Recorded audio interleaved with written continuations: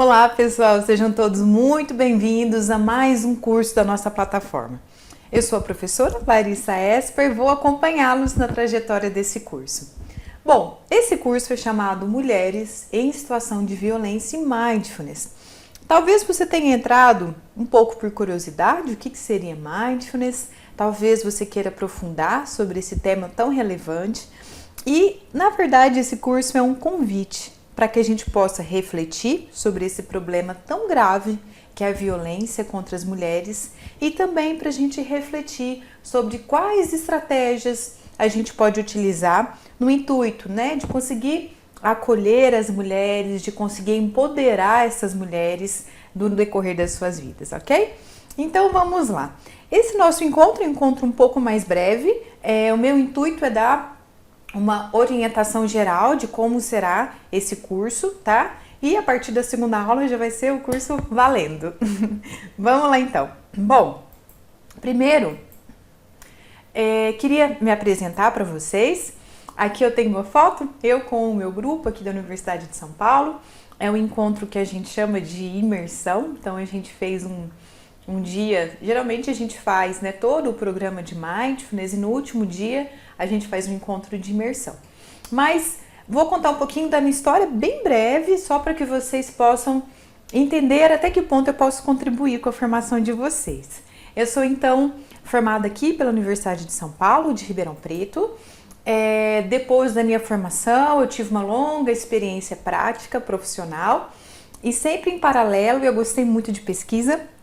Então eu fiz o meu mestrado, eu sou mestre e doutora, também fiz o doutorado pela Faculdade de Medicina de Ribeirão Preto, aqui também na USP, e fui uma das integrantes do Departamento de Neurociências e Ciências do Comportamento, aqui da Faculdade de Medicina.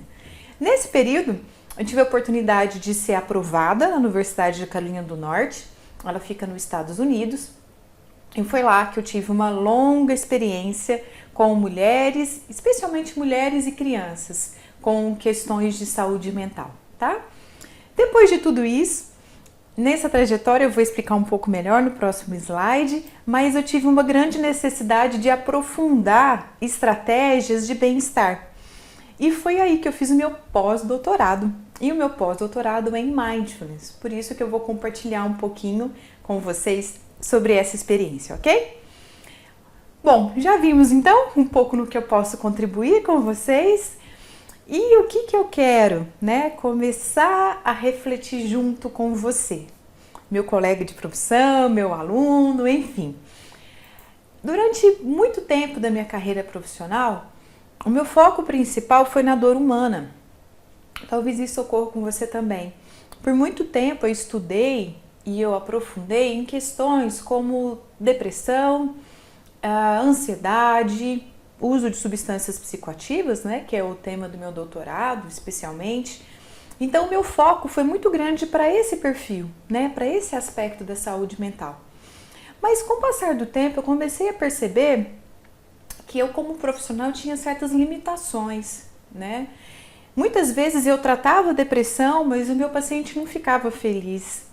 Muitas vezes eu tratava e acompanhava a ansiedade, mas nem por isso ele começava a ser otimista, Ou então ele voltava a trabalhar, eu auxiliava ele nesse processo e não necessariamente ele tinha uma sensação de bem-estar, de produtividade, de sentido para a vida.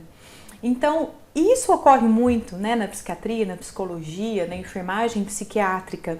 Por muito tempo, o nosso olhar é muito voltado para a psicopatologia. Então, a gente sabe muito bem os critérios diagnósticos, a gente faz pesquisas para esses critérios, segundo esses critérios, mas e o nosso foco, se a gente colocar uma lente de contato, é muito na dor humana. E eu resolvi, assim que eu voltei dessa experiência no exterior, eu resolvi que eu queria ter um olhar um pouco diferente, Eu queria olhar também para outros aspectos e não só para a dor. E aí tem um pesquisador, um neurocientista, que eu quero comentar com vocês sobre ele no decorrer do curso, que eu achei muito interessante, que ele também teve, depois que eu tive esse insight, ele também teve essa trajetória, e na hora que ele teve esse insight, ele começou a estudar, assim como eu, questões voltadas para o bem-estar, para a felicidade, Então, para a gente refletir um pouco melhor. Aqui são reflexões, tá, pessoal? De acordo com a sua realidade, da minha realidade, para a gente pensar juntos. Ok, a gente ter um olhar para a psicopatologia, ela é importante, né? A partir do momento que a gente, por exemplo, reconheceu a depressão, uma série de tratamentos foram possíveis para ela. Mas por que não também olhar para o bem-estar? Também olhar para estratégias positivas, estratégias que tragam o bem-estar para aquele paciente.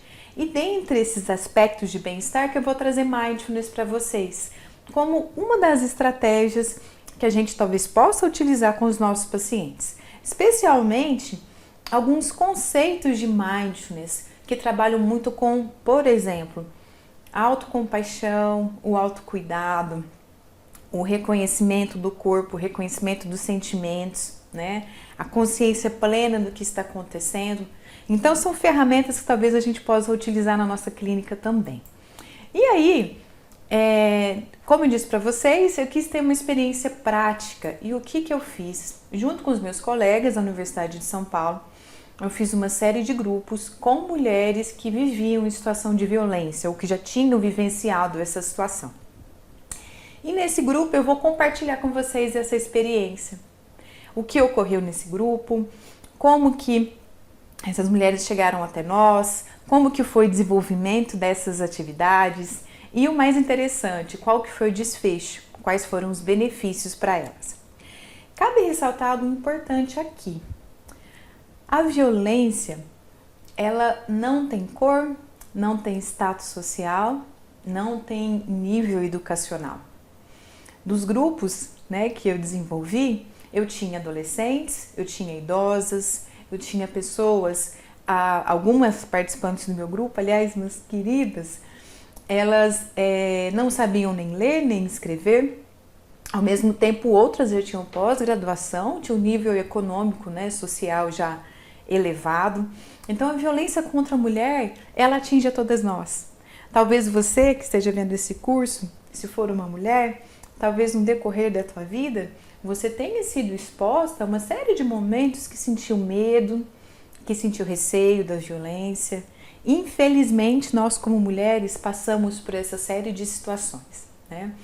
Então, eu tive essa experiência prática que eu vou compartilhar com vocês nesse curso e eu também queria compartilhar que esse estudo, aqui é uma foto minha com algumas colegas da Universidade de São Paulo, que nós recebemos um prêmio, nós somos as primeiras brasileiras a receber esse prêmio. É um prêmio da Elsevier, é uma revista científica que ela premia estudos, né, que têm um destaque. E esse prêmio em especial, tem diferentes prêmios, mas esse em especial é chamado, que são pesquisas para um mundo melhor, né? E é isso que eu quero propor para vocês. A gente pensar em estratégias, em intervenções, que a gente consiga fazer um mundo melhor, uma melhor intervenção, especialmente o maior cuidado para as nossas mulheres, que são vítimas, né, de violência interpessoal. Ótimo!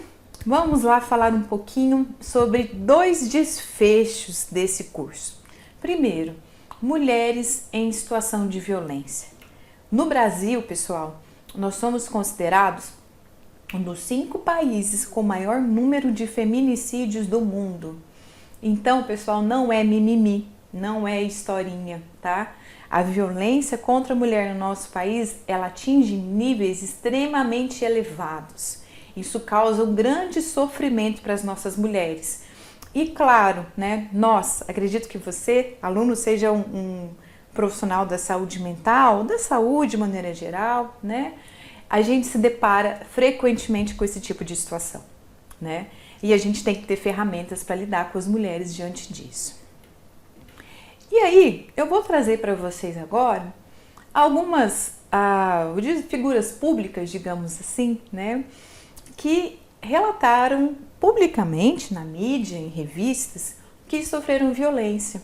Vou começar pela Palmirinha, talvez você conheça, né? Essa senhora de sorriso doce, que tem alguns programas de televisão, faz receitas maravilhosas. Ela, alguns anos atrás, ela disse que sofreu violência doméstica por longos anos, né? Uma outra A Luísa Brunet, talvez vocês também tenham visto há alguns anos, reportou que também sofreu violência, né, durante algumas situações. E por fim, claro, todos conhecem a Xuxa, né, é uma das grandes figuras públicas que a gente tem aí, também reportou sofrer violência. Aqui eu estou dando 3 exemplos, mas se a gente ampliar isso, não está distante de nós a violência contra a mulher. E dessas 3 figuras públicas, eu queria destacar um relato que a Xuxa trouxe, que ela diz assim: nós achamos que somos culpados. Eu sempre achei que eu estava fazendo alguma coisa, ou era minha roupa, ou era o que eu fazia que chamava atenção. Então, ao invés de falar para as pessoas, eu tinha vergonha, me calava, me sentia mal, me sentia suja, me sentia errada. Por que eu trouxe essa frase para a gente refletir? Independente se você gosta ou não da Xuxa como figura pública, nessa frase ela traz algo, né, que é muito comum em mulheres que foram vítimas de uma situação que envolvia violência. Quantas e quantas mulheres eu acompanhei que elas diziam que se sentiam culpadas. E eu argumentava, eu falava, olha, mas foi um crime que ocorreu, né? Você, na verdade, é a vítima. Mas a violência psicológica, junto com a complexidade que envolve a violência, fazia com que elas se sentiam extremamente culpadas. Então, a violência por si só, ela é extremamente complexa e ela envolve diferentes aspectos, não só da vítima e do agressor, mas de uma sociedade como um todo.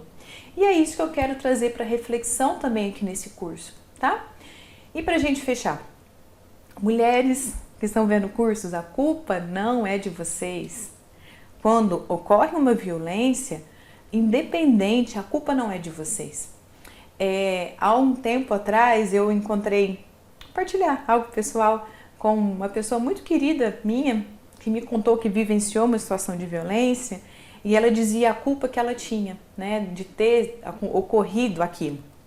Foi com um estranho, a violência que ela sofreu. E aí eu falei para ela, falei, olha, se por exemplo, né, num posto de gasolina entra um ladrão, e esse ladrão rouba o caixa, né, faz um roubo naquela conveniência ali. Esse é um crime. Acredito que todos vocês concordam comigo. Roubo no nosso país ainda é um crime, né? Mas quando esse tipo de roubo e crime acontece, ninguém pergunta a roupa do atendente do posto de gasolina ou a roupa do bandido, né? Ninguém pergunta isso. Por que que em outras situações, quando envolve uma violência contra a mulher, é questionado o tamanho da saia, o top, com quem ela estava, o horário que ela estava, né? E a gente tem que entender um pouco melhor essa complexidade. É o mesmo crime. Parênteses, não é o mesmo crime, são crimes diferentes, mas é um crime, nesse sentido que eu quero dizer para vocês, ok? Então, para compreender um pouco, né, da questão da violência, nós temos diferentes abordagens. Temos uma abordagem que é uma perspectiva de gênero, né, que aí a gente vai discutir a questão da hierarquia do masculino e feminino, enfim, quando a gente discute, né, o direito da mulher receber o mesmo salário, no mesmo cargo, com as mesmas competências de um homem, é uma perspectiva de gênero. Temos a abordagem dos direitos humanos, então, o Estado, né, ele deve cumprir e respeitar os direitos humanos e proteger as mulheres e a sua sociedade diante de determinados tipos de violência. Temos a abordagem da justiça criminal, que aí, boa e velha questão, justiça seja feita, né? Que diante aqueles fatos sejam analisados e aí a justiça realmente tenha sido cumprida. E por fim, destaque para a abordagem da saúde pública. Então, professora, o que nós veremos nesse curso? Eu vou discutir com vocês a abordagem da saúde.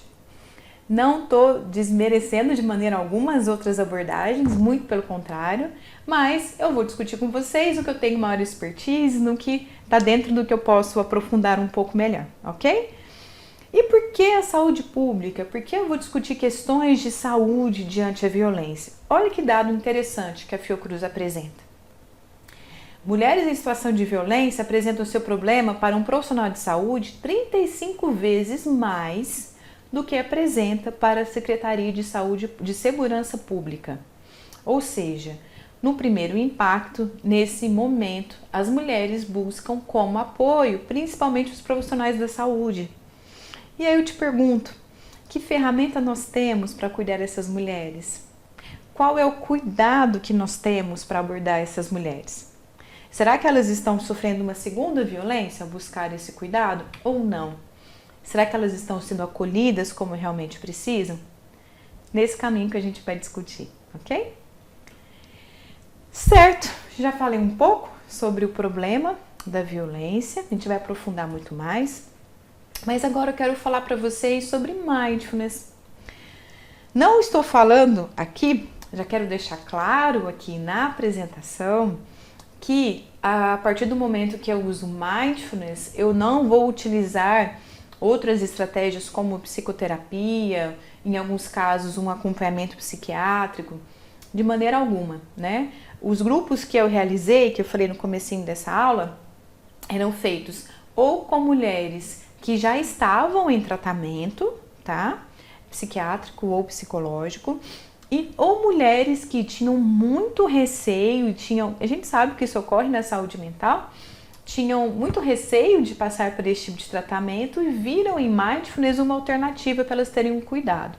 Então, é importante destacar isso, que mindfulness é uma estratégia complementar. Ela não deve ser encarada, ainda mais em casos graves, como estratégia única, tá? Ela traz alguns preceitos, algumas reflexões e algumas práticas, mas de maneira alguma a gente tem que incluí-la como única estratégia, tá? Pelo menos até hoje. Esse vídeo foi gravado em 2021. Talvez daqui a alguns anos tenhamos uma percepção diferente.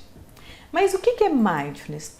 De uma maneira geral, nós temos um pesquisador e um clínico chamado Jon Kabat-Zinn, que ele diz que mindfulness é a consciência que surge ao prestar atenção de forma intencional à experiência ou fenômeno presente, sem julgá-la, criticá-la ou reagir a ela. O que ocorre com muita frequência nas mulheres que sofreram alguma violência? Elas ocorrem um processo de ruminação. Elas revivem aquele trauma. Elas ficam no passado, né? Ficam revivendo aquele trauma. E isso traz uma série de consequências emocionais. Mindfulness traz ferramentas para que essa mulher consiga viver um momento presente. E é isso que eu vou discutir com vocês. Então, para a gente ir fechando, quais são os tópicos do curso? Fiz a apresentação, vou trazer um caso clínico, coloquei o nome fictício de Solange, tá? Vocês ampliem para qualquer nome que quiserem. Vamos conversar um pouquinho melhor sobre a violência contra as mulheres. E aí, vou explicar aqui para vocês. Já ouviu falar do ciclo da violência? Especialmente a violência doméstica, né? A gente vai aprender um pouco melhor isso. Por que que quando ocorre uma violência contra a mulher, a gente tem que ficar muito atento sobre esse processo, sobre esse desfecho. O quanto antes intervir, melhor, para evitar consequências, tá? A gente vai discutir o ciclo da violência. Além disso, eu vou apresentar para vocês o que a gente chama da roda do poder e controle. O que é isso? Por incrível que pareça, ou talvez não tão novidade assim, muitas mulheres não percebem que estão sofrendo violência. Ah, Larissa, mas espera aí, imagina, né? Ela não vai sofrer, não vai saber que ela está sofrendo uma violência, apanhando? Sim. Muitas mulheres têm uma violência psicológica e uma manipulação tão grande que elas não reconhecem a violência que elas estão passando. Então, a roda do poder e do controle ajuda a desmistificar e a esclarecer o tipo de violência que ela está passando, tá? Bom, conversar um pouquinho sobre essas consequências físicas, emocionais, sociais que a mulher passa. E aí, por fim, essa vai ser a primeira parte do curso. A segunda parte, a gente vai conversar especificamente de mindfulness, conversar sobre autocompaixão, sobre estratégias benéficas para a mulher, sobre a maior consciência do corpo. Tudo isso eu vou discutir e abordar junto com vocês, no contexto, né, desse perfil que a gente está atendendo. E por fim, lá na última aula, eu vou fazer uma prática de autocompaixão com vocês, para que a gente possa ter um gostinho, né, sobre como que é essa intervenção. Então, esse é um curso, né, ele não é um curso de formação em Mindfulness, ele é um curso para a gente poder refletir e aprender algumas ferramentas, tá? Já na pastinha do curso de vocês, tem 2 indicações de leitura. Ah, professora, eu estou precisando agora de saber ferramentas, o que eu faço diante de violência sexual. Tem um documento do Ministério da Saúde, que ele está bem interessante, que está na pastinha de vocês, que vocês podem acompanhá-lo. Ou se não, vocês, nossa professora, trabalho numa unidade básica de saúde, ou trabalho na comunidade e eu preciso de material para trabalhar com a prevenção da violência. O que eu tenho para vocês também na pastinha? Um material da Organização Mundial da Saúde, que está bem completo e bem interessante.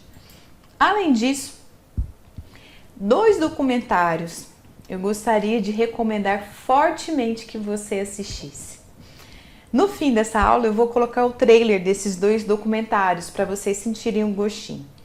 O primeiro é esse, é um documentário nacional, foi lançado em 2017 e o nome dele é Mexeu com Uma, Mexeu com Todas, da Sandra Wernick. Ele é um documentário que tem algumas personalidades, algumas famosas e pessoas comuns.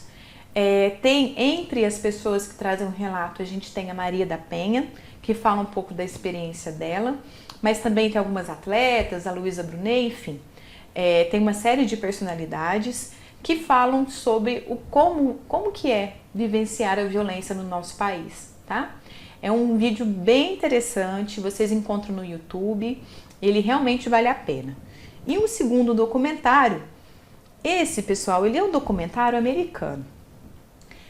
Só que eu queria muito compartilhar com vocês. Quando eu vi esse documentário, ele realmente me ampliou, né, a visão, especialmente sobre o machismo. Ele é um documentário, se você é um homem que está vendo o curso, talvez você se reconheça em algumas partes. Se você é uma mulher que vê o curso, mesmo assim vale a pena ver esse documentário, tá? Então todos eu recomendo, porque ele discute a construção do machismo. O foco desse curso não são intervenções para os agressores, embora seria algo interessante também. Mas como onde envolve uma violência tem um agressor também, é importante a gente entender esse olhar, né? Então, por que a gente observa, né? Por exemplo, aquele menino, desde pequenininho ele ouve, homem não chora, você tem que ser macho, né? Você não pode demonstrar afeto, engole o choro. Qual que é a repercussão disso para a vida adulta dos homens? Então, esse documentário reflete um pouquinho sobre isso. Ele é, como eu disse, né, ele é feito nos Estados Unidos, mas eu acredito que tem muita coisa em comum com a nossa realidade, tá bom? Pessoal, então, por hoje é isso que eu queria discutir com vocês. Vou deixar agora os 2 trailers para vocês terem um gostinho de como são esses documentários. E vejo vocês em breve. Até! Mexeu com uma! Mexeu com todas! Mexeu com uma! Mexeu com todas! Ele me levava de volta para casa, de ônibus. Dessa vez, ele desviou do caminho, falou que tinha que passar em casa. E aí já veio aquele alerta. Eu falei, ele vai fazer aquilo comigo de novo. Eu senti que não adiantava nem eu tentar me explicar, porque as pessoas já tinham tirado uma conclusão ali de que eu era uma vagabunda, que tinha dado pra ter esse cara no banheiro, sabe? E, obviamente não foi isso que aconteceu, eu fui estuprada, saca? Estupro não tem consentimento. Estupro! Estupro! É crime! É crime! E a culpa? E a culpa? Nunca é da vítima! Nunca é da vítima! Eu estava dormindo e escutei um tiro dentro do quarto. E eu quis me mexer e não consegui. Então eu disse, puxa, o Marco me matou. Todo esse processo é muito demorado, né? Minha audiência, por exemplo, aconteceu uns meses depois. E o dia você realmente fica destruída, porque você tem a possibilidade de encontrar a pessoa que você amou, a pessoa que te agrediu. E você tem que estar ali para falar sobre o que aconteceu. Você tem que relatar o fato. A culpa não é minha. A culpa não é dela. A culpa não é dela. A culpa não é dela. A culpa não é minha. A culpa não é dela.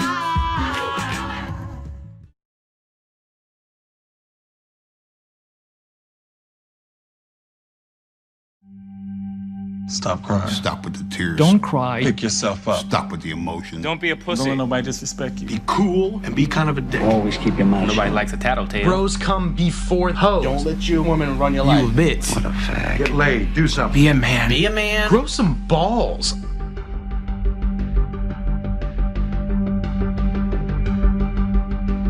The three most destructive words that every man receives when he's a boy is when he's told to be a man.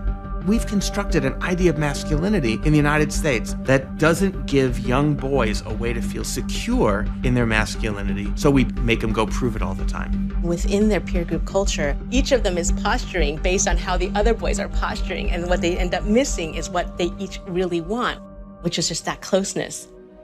In good times, guys are like really close to each other, but when things get a little bit worse, you're on your own.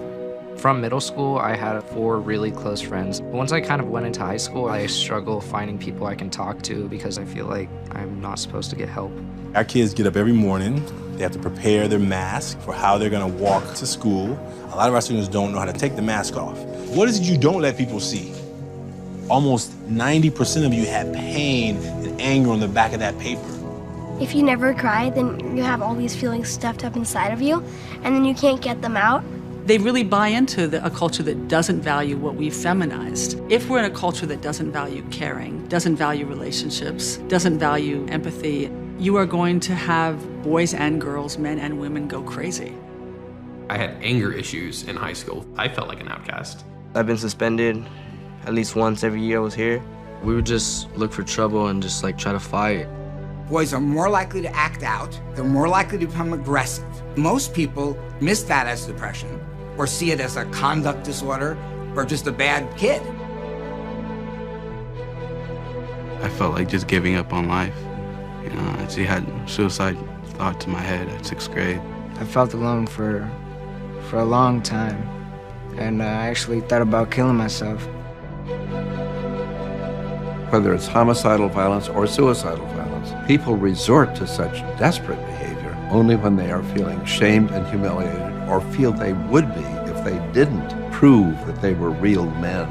If you're told from day one, don't let nobody disrespect you, and this is the way you handle it as a man, respect is linked to violence. If I can man up, why step down from that, you feel me? It's like instinct. So man up! Man up. Man up! Man up! Pull some fucking balls! Act like a man! Be a man. Be a man! For my kids, I was gonna end this hyper-masculine narrative here.